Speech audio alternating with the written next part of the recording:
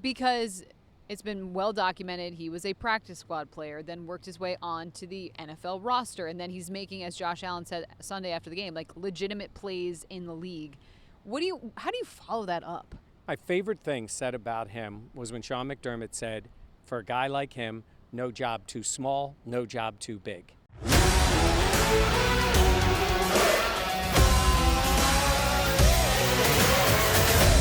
Welcome back to the Buffalo Plus YouTube channel. Please be sure to like, comment, subscribe, and share. Mike Catalana, I am Jenna Cottrell. We are here in Houston. We're at Discovery Green. It is cloudy, Mike, but it's pretty dang nice. Yeah, 84 degrees. Yeah. Sorry, back in Western New York, if that's where you're watching, but I know you're rooting us on to deal with this hot weather. All right, so the Bills here in Houston getting ready for that meeting with the Texans coming up tomorrow night in this one. The 5 players to watch. We're going to start out with a guy who just won an award. Josh Allen, the 17th time in his career winning the AFC Offensive Player of the Week, 6 touchdowns over the Bucs.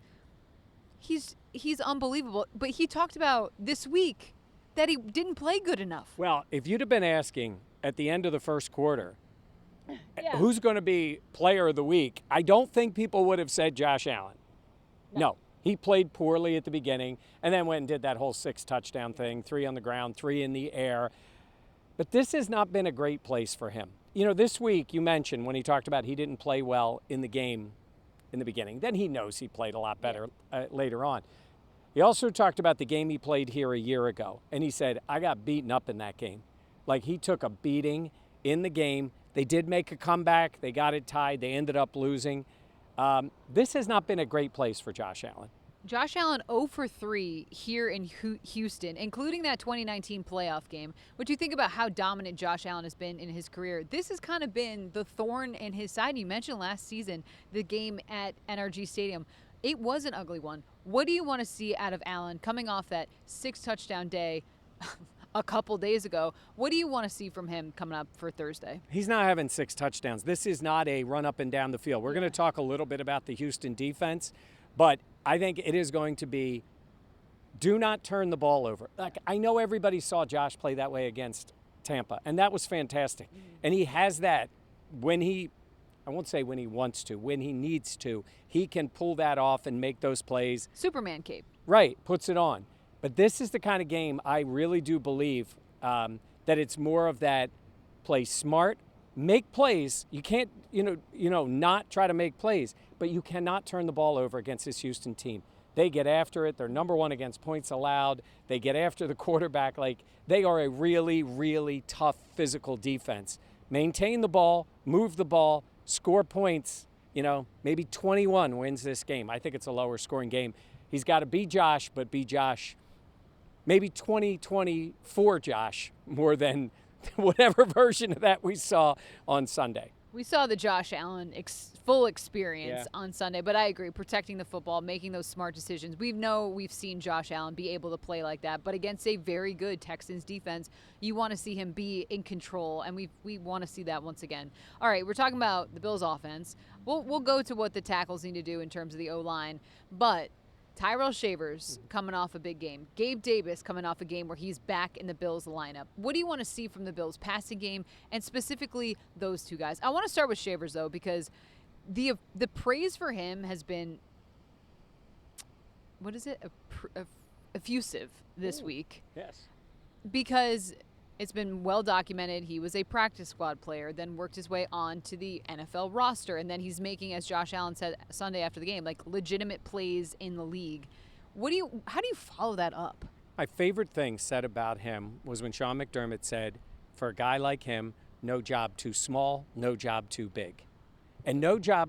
Go ahead, keep talking. Oh, I get to keep talking. How about that? No job too small for Tyrell Shavers means he plays on special teams, like you said.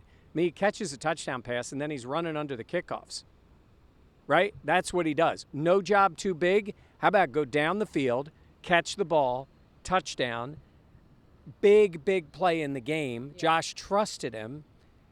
I think Josh won't rank his favorite guys on the team. I think Shavers is top 5.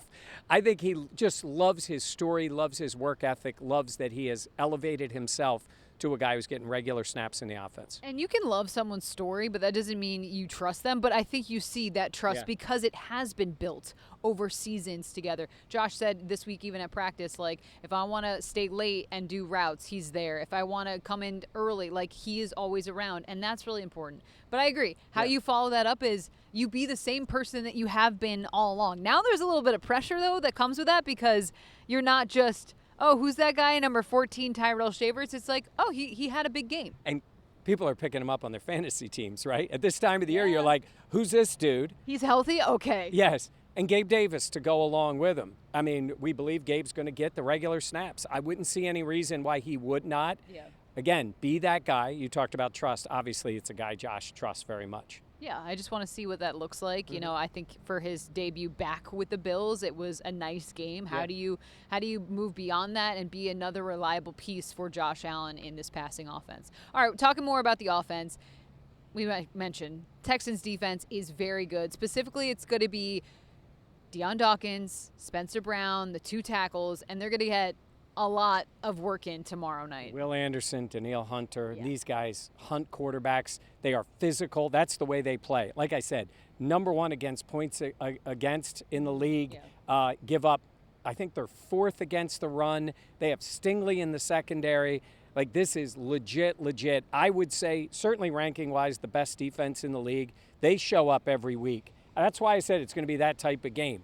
This is where, when Josh says I got beat up in that game in Houston last year, can't have Josh beaten up in this game. Deion takes it personally. Spencer Brown does. The whole offensive line does. Protect the man. Open up some holes for the run game. This is why I say, I know people were like, this is the way we got to play every week. That's not what this game is going to be like, but you can still win this game by being tough and being smart. That nasty attitude. I want to see that and what the Bills offense can bring off of that. All right. Let's go to the defense. Terrell Bernard, a guy who's been kind of a lightning rod for criticism this season. He is from Houston. He went to Baylor, now being back here in Houston once again. I think he had one of his best games by far of the season on Sunday against the Bucs. How important is this game for him? It is. It's a tough game for him. Yeah. The reason I say that is he is dealing with an ankle. Bobby Babbage talked about it. I know, it's funny. An ankle injury. Yeah. He's got 2 ankles. Yes. It is work for him to get himself healthy to play. And I know nobody wants to hear it. But sometimes I feel like this is the difference that I think we have a value to fans when we say we're in the locker room, we're at practice, we see the players, you talk to them. I'm not saying you don't know what's going on, but when you get to talk to a player who's, he's hurting physically, and he is doing everything he can to stay on the field. You know what would be easy? To not play. But he doesn't do that. He's a captain. He's out there playing. And I know, and he knows he wants to play better. But some of the slander against him, you got to understand, they dressed him the one game and didn't put him on the field. Yeah. He's been hurt, feeling better. But this is a short week. It is going to be tough. I'd like to see a little more Shaq Thompson out there with him. I agree, yeah. We will see how that plays out. I think Matt Milano has not had a great year. Yeah. So let's see how it plays out. But I'm not saying it's reason's not excuse. It is a reason why he is not playing to the level. I'm talking about, Bernard. Yeah. But man, that guy wants to be out there. And I think you can have nuance to this take and say you want Terrell Bernard to play better. And you think he's capable of that. And also, you're okay with seeing Shaq Thompson also out there. It doesn't have to be like, well, if that means it's Terrell Bernard, it's just him. Or if that's Shaq Thompson. Like, I think there's the understanding of Terrell Bernard is very injured. But you can like what you see out of both players. That doesn't mean it has to be one or the other. Absolutely. And you know what? We're here in Houston. You know who would love to be on the field? Would be Ed Oliver, right? Yeah. This is home. Yeah. And we saw him at practice.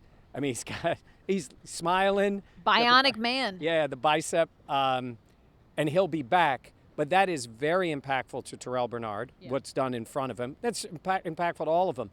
And it's be a little bit better when the secondary is better. And I think that is coming between Cole Bishop and Max, helping to this secondary. I'm not making excuses, but I'm saying there are sometimes reasons behind it. He knows he needs to play better. But it would be nice to get help up front. Deion Walker, all those guys, whether it's Daquan Jones, whoever's up front, they need to be doing more to help out the linebackers. Christian Benford, kind of a quiet season so far.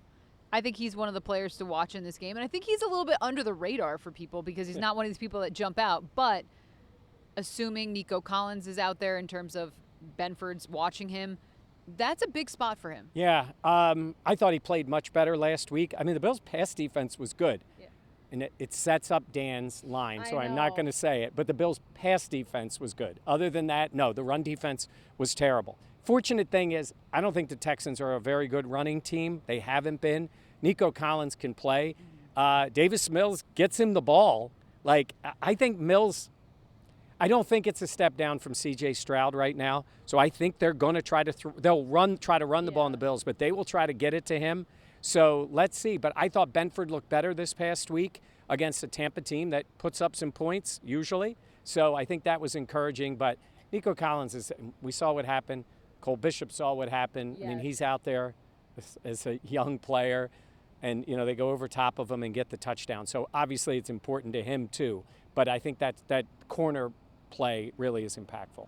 Davis Mills got a little bit of confidence, though. Let's be real. 2-0 as a starter. This is his third straight game. We'll see what that looks like. I do expect for the Bills' run defense to hopefully have, this is honorable mention, just in general, I would like to see that look a little bit better. I think for the Bills, they're looking at it as, all right, we lost that battle on Sunday, but we won the war, and that's what matters. But I think that has been obviously a point of weakness for this Bills team throughout this entire season. So I'm hoping that will be a little bit more cleaned up, but also it's a short week, and we know that means and I know sometimes it's like, oh, it's a short week, but it's like that is massively impactful for an NFL team. No doubt. I mean, Jordan Poyer, 17 tackles he was in on, including special teams. And look, these old guys, sometimes it's tough to, here I am doing a second game in 5 days. And anybody giving me anything? Grief. I'm giving you grief. That's it. It is tough for the players. I mean, it's physical. Genuinely, But I know the Bills had to travel down here, but it's equally tough. They both played Sunday. They're both playing today or tomorrow or whenever you're watching this. I say by the day, Thursday night. So it's tough on everybody, but the fresher team is what Sean said. It's what the players said. It's what Connor McGovern said. The fresher team will be better. They have to work towards being rested to be ready to go Thursday night. Do you have any Nostra Catalana predictions in this game? Last week I said Greg Rousseau with the strip sack, and it did not happen. It did not. I am going to go Greg Rousseau fumble recovery off a Joey Bosa strip sack. Oh. Mills catches him, balls out, Greg Rousseau recovers. How's that? That we'll see. Trying to think if I have any predictions. That'd be something for Terrell Bernard to get an interception. Why don't you just pick another Cole Bishop interception? I mean, that seems like too easy, but we'll go with that. Cole Bishop, another game, another interception. All right, that'll do it for us. We'll have plenty of post-game coverage here on the Buffalo Plus YouTube channel. Please be sure, once again, to like, comment, and subscribe before you go. For Mike Catalana, I am Jenna Koch. We'll have plenty, like I said, post-game coverage from here in Houston. Thank you for watching. We will see you tomorrow night on Thursday after the Bills-Texans. Thank you. I'm going to say it again. Thanks for watching. Love you guys. Bye.